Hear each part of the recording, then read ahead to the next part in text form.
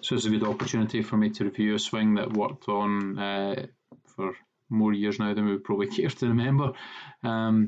So Ali's got some pretty solid technique. There's a couple of physical restrictions that we really need to acknowledge when we look at the technique.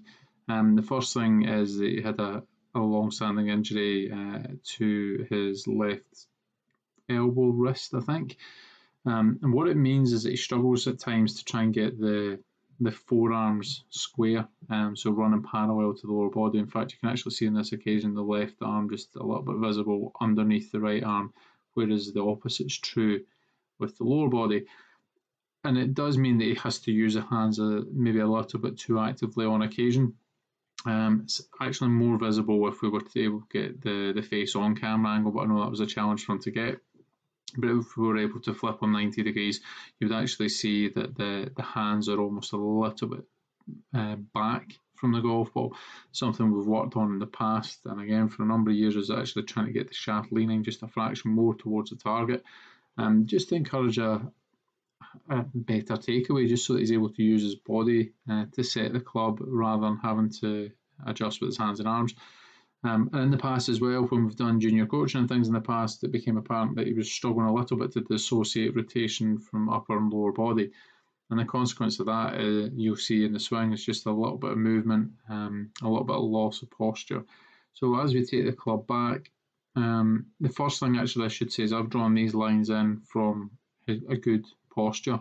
What you'll notice as he goes to start to pull the club back, the first thing he actually does is he moves his whole body. So you'll start to notice the lower body moves back away from the target.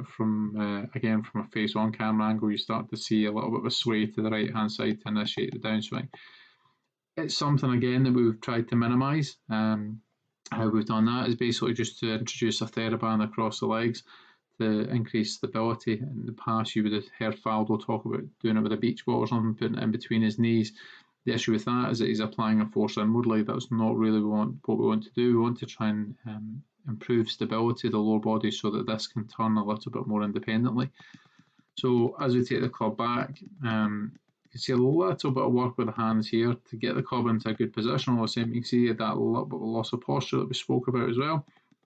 Now, one of the things that we've always seen with Ali swing is at the top of the backswing. Again, this is to do with his ability to dissociate rotation, is that he has a fairly distinctive jump off this right-hand side. So you notice a number of tour players, they have this kind of squatting movement as they initiate the downswing.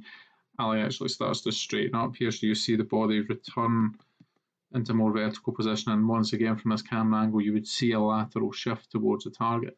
One of the things he's got far better at subsequently though is to be able to just shallow this club off into a good position and get the lower body turning ahead. So you start to see he's actually better able now than he's ever been to try and retain his posture. You can see the left hip appearing beyond the right hand hip. It's a mark typically of a good player.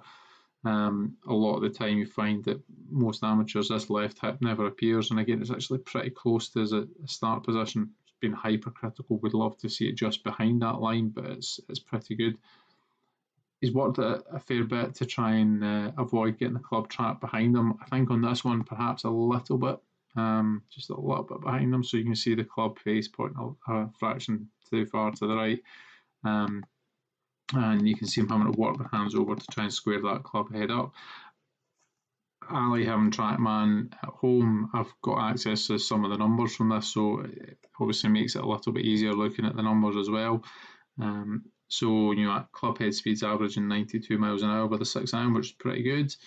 Angle of attack averaging nearly 3 degrees down, but there's a bit of variability in the club path. So for a while, Ali used to fit a great big hook, then worked on it to the extent that he could no longer hit the draw, and latterly we've been working to try and introduce the draw again, which would probably account for this. The club path's jumping about from kind of 5 degrees to the right down to 1.2 degrees to the left. It's quite a big variability.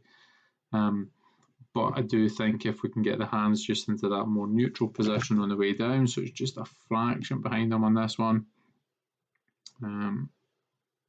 So if we can get the lower body just rotated around a fraction more, then you'll probably find the club path is a little bit more neutral, and ball flight is pretty straight as a consequence. but all in all, pretty good swing.